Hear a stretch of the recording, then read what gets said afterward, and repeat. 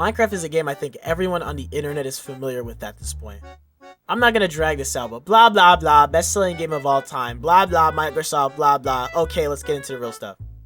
Minecraft is a game with constant updates and constant things being added to it, and during the development process, they decide that some things are best left out of the game. This can range from blocks to mobs to even full-on game mechanics, ranging from the many different versions of the game. So let's not waste any more time. Let's take a look at the catalog of Minecraft's cut content.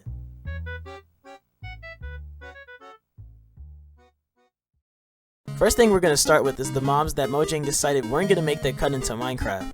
Let's start off with a recent punch to the community with the Fireflies. Now if you've been keeping up with Minecraft for some time, I bet hearing even a mention of the word Firefly puts you into cardiac arrest. But for those who are new, allow me to explain what the tragic tale of the Firefly was. In October of 2021, we got our first look at 1.19, the Wild update. This update would introduce the Deep Dark and a new rendition of the Swamp, which had previously lost the Biome vote, featuring new wood, items, and mobs, being the Frog and the Fireflies. A cool thing about these mobs was that the frogs would actually eat the fireflies, which just gave that more life to the environment Mojang had created. And all seemed well until Mojang pulled the plug on the fireflies, due to them discovering that frogs can't actually eat fireflies IRL, and they're actually poisonous to them, which in all honesty, really sucked, as I would have loved to have fireflies just to add that sense of ambiance, which would have been really cool. But hey, who knows? Maybe we could potentially see a repurposed firefly in the future. I think it would be really awesome to see. Let me know what y'all think about the firefly situation in the comments below. Now let's take a look at mobs that are completely unused but can still be found within the game files, and can actually still be spawned in without mods. The most famous example would be the Giant mob. Now the Giant has been a thing since in-dev all the way back in 2010, but has never been fully implemented in the game. Back in the day, they used the zombie model, which they still have to this day, and had the same AI as one, just way larger in size, and actually used to spawn naturally. This would soon be changed due to their overpoweredness, and thus, the Giants were banished into the Shadow Realm of Forgotten Mobs. If you want to learn more about the Giants though, I suggest going to the Mr. Epic's video on them. Now, let's move on to a weird one, the Killer Bunny. Now this little goober was added into the game via snapshot, and wasn't in the game too long before being removed, with the reasoning being that it was a tired joke that was referenced way too much in media, which is fair I suppose. You can still spot it in with commands like the Giant. And the next mob, the Zombie Horse. Zombie horses kinda just exist.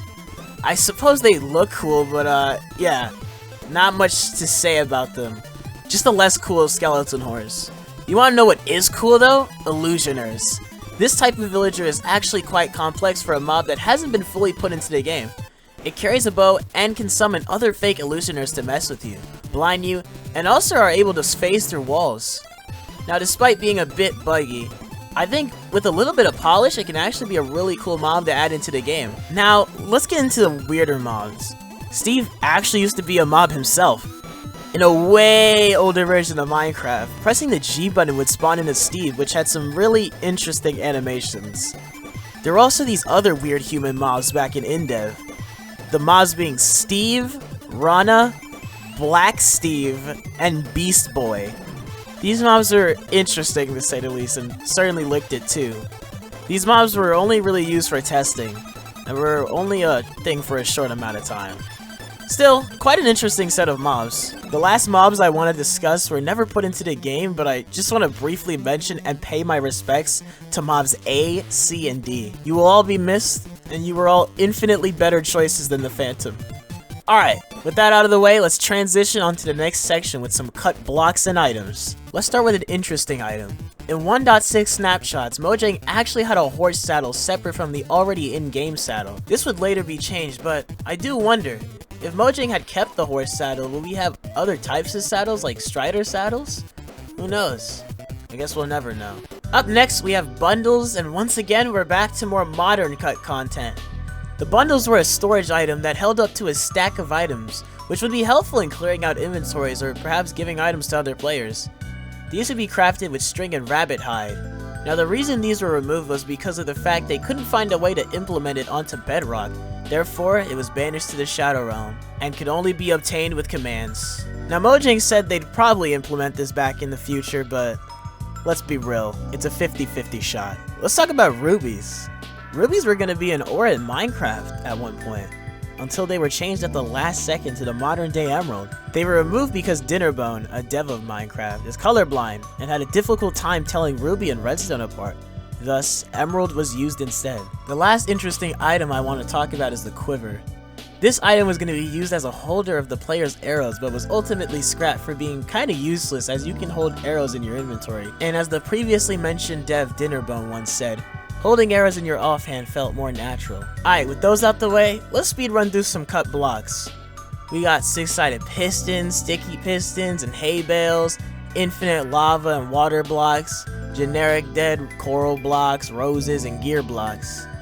There's another unused block that I have yet to mention, but I'm gonna save that for later. Let's move on to bedrock, where we have a lot more interesting blocks.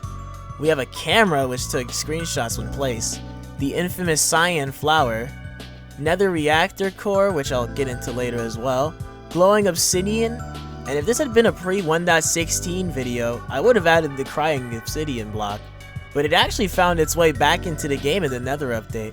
We got an update game block and a fire block as well, which basically wraps up all the interesting cut blocks in bedrock.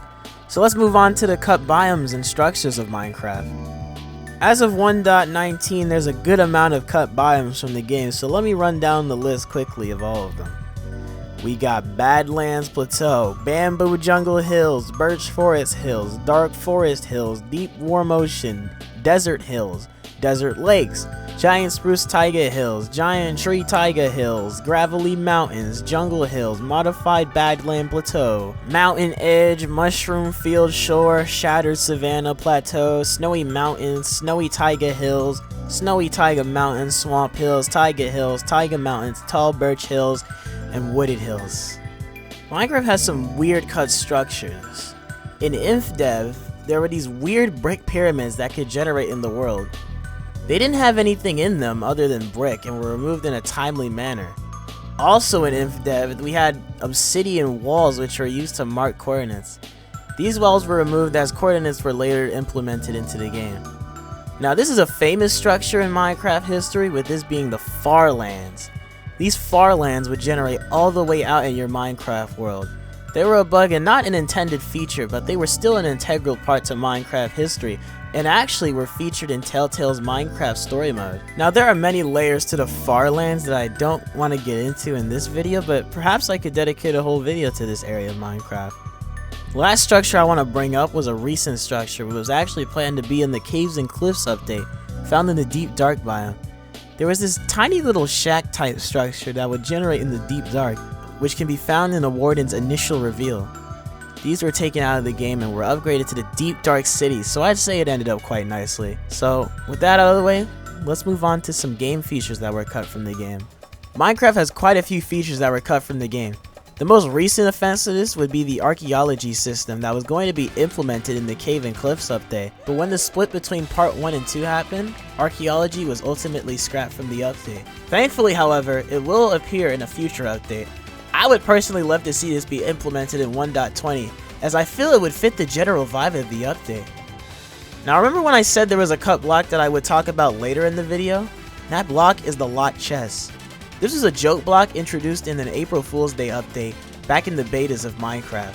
This one, right click would tell you that you needed a Steve Co supply crate key to open it. You would then be led to an item shop. This was an elaborate joke to make fun of microtransactions you find in games like TF2, which was definitely funny at the time, but now is a bit ironic considering Bedrock has a whole marketplace and with a whole currency called Minecoins, which are purchased with real money. Another feature I said I'd get back to is the nether reactor feature that was in way older versions of Pocket Edition. This predated the actual nether in Pocket Edition and was basically a mini dungeon-esque kind of structure that was made of netherrack and had zombie pigmen inside that attacked you unprovoked. The loot would be an assortment of items such as sugarcane, melon seeds, pumpkin seeds, glowstone, paintings, quartz, and a lot of other stuff. I'm sure a lot of people have fond memories of this feature from way back, myself included, but it is nice to see that the nether is now fully implemented into the game. This is the last major thing I wanted to talk about, so let's move on to the last section of the video, which will just be a bunch of quick miscellaneous stuff that I found on the cutting room floor. Here are a bunch of removed splash texts. Here are some removed potions. Here's some old sounds and music. And here's some unused particle, as well as some unused status effects. And with that, we're at the end of the video. Those are all the things I had in mind to talk about in this video. Huge shout out to the Cutting Room Floor website for all the information on this cut content. Let me know what I miss. I'd definitely be willing to make a bonus video on the cut content that I didn't talk about in this video. I also just want to say a huge thank you for 100 subs. I'm glad to have gotten to this point, and it is all thanks to the fine people watching me. I'll do my best to continue to make content, and maybe we'll find ourselves in a good spot. So thank you, truly thank you, from the bottom of my heart. Thank you guys for watching, and as always, have yourselves a damn good one.